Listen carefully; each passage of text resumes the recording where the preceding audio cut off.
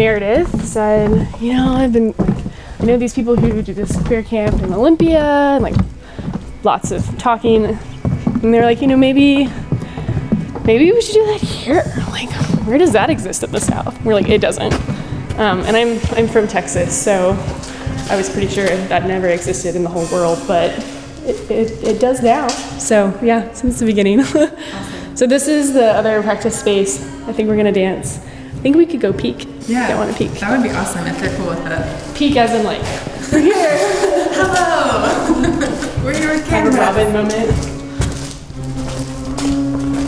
There has been more than a big wall of art, the wall of art that society has built. If you look around, it is beautiful.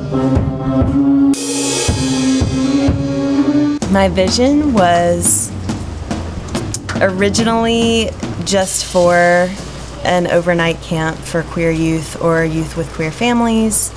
I got the idea for it after Amendment 1 happened in North Carolina, and I was just talking to a lot of people who were feeling very sad after that and feeling a lot of hurt and kind of a sense of not belonging, and I just felt really strongly that there needed to be a space for youth here in the South to hang out together, just in a really supportive and fun environment.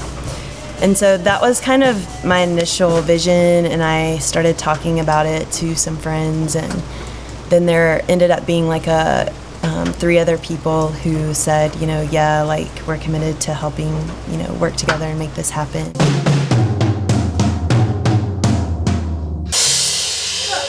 Well, what makes it different from other places that I've been is that everyone's a lot more accepting, and they don't ask really personal questions. I really like it. I'm definitely glad I came. Cool. What do you like about it? I like learning music, of course, and I really like just being around like other queer kids and just being able to like talk to them, and it's just really nice to have that. You talk more about stuff that you would never talk about anywhere else, really, unless you're like with like really accepting friends or people who understand, and it's really like welcoming, and it's like you don't feel judged, and that's like the best feeling ever, especially when you're at camp, because you want to go to camp and not feel judged and be yourself, which is not very easy to do sometimes. I was like intimidated at first because I don't like performing music much, or I didn't before, but now that I'm doing like original music and nobody knows how it's supposed to sound if I mess up, it's pretty fun. Even just for the way. What about minors? Minors would be, so it's I've never really shared anything I've written before or ever written anything with anyone else. So what we did was we all sort of wrote different pieces. We all broke off separately and we wrote a song. And then we came together and are sort of like patchworking the pieces together and making one song out of that. And then we all like got back together and we would read our songs and like almost like a puzzle, try to fit things where it'd be like, oh, this is flowing. And then we just made up our notes and started playing on our little ukuleles and our guitars and my drum. And we made up this wonderful song. So that's really challenging, that's really new to me, and I think it's really fun. We were deciding to try to have some political themes in our stuff, like I wrote the chorus. And it was really interesting because Nara, she kind of like wrote most of the song, and my chorus was supposed to like mimic the style of Rage Against the Machine. It was like really punky and loud, but then she turned into something pretty poppy, and I don't like pop, but it's like anarcho pop, which is a thing now, I guess. So it's pretty fun. It kind of has a lot of separate messages, but it's mostly just like, no matter how much like society or like the government tries to like cover up like all that's wrong with the world, that people can still notice it, and it's still there, and it's not good. It's Behind the Wall of Art, and it's about their politics and their lies, the government lies and politics mostly. Okay, we're gonna warm up right now. The old, well, baby, the old thing about the streets that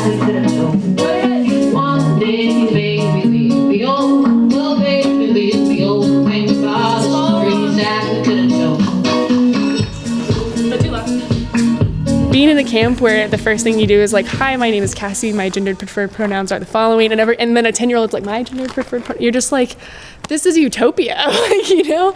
So that's different. The language is different. People are really intentional about what they say, and like, you know, we're really big on consent practices, even if it's just about a hug or like touching someone on the shoulder, and all that's like feels really good, because I think it's something that as adults we all struggle with out in the world, and maybe they don't have that perspective yet, but you know, one day they will face that too, and like being able to have these tools is just exciting. And so you're at this camp where it just feels kind of dreamy, because you're like, yeah, everyone's on board with this. Like pronouns, let's talk about that. Nothing goes by gender. Like everybody kind of, you just sleep in the same cabin, people use the bathrooms. It's not like, oh, boys here, girls here, because you can't do that.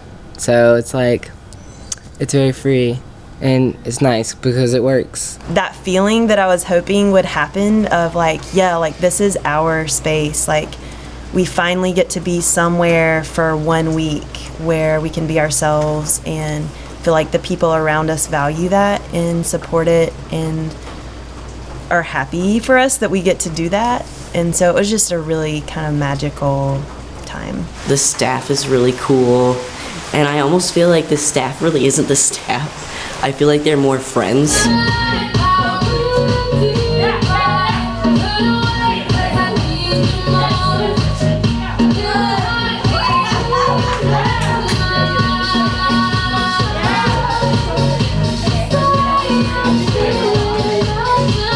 After we started trying to find a campground to let us have camp, we kind of questioned, like, do we make the wrong decision to put the word queer in our name? Because we were getting a lot of kind of interesting feedback about that, or interesting questions about who we were and what we were trying to do.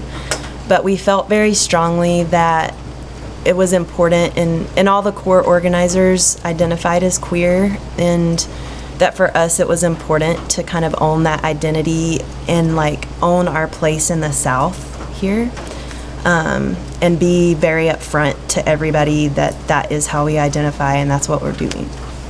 I feel like people have a misconception about how intolerant Southern people are, which I think if you give people time to get used to an idea, like they'll get used to it. Like even if they've never encountered it before, like they'll eventually do their best to understand it. We are here for queer youth and gender nonconforming youth, and also for youth who don't identify those ways but who have family members who do.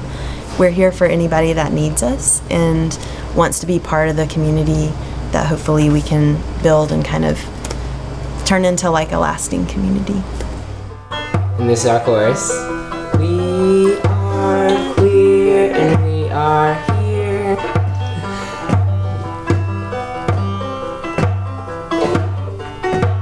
Some people like vagina and some like dick. Some wanna get married and some wanna throw bricks. Alligators seem vicious, but they're just trying to live. Queers are the same, just trying to forgive.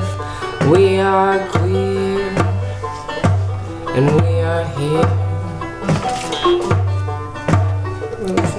Everybody wants equality in all different ways, but I am impatient. I want it today. My friend, I will fight till we can be strung to the beat of equality and the frets of society.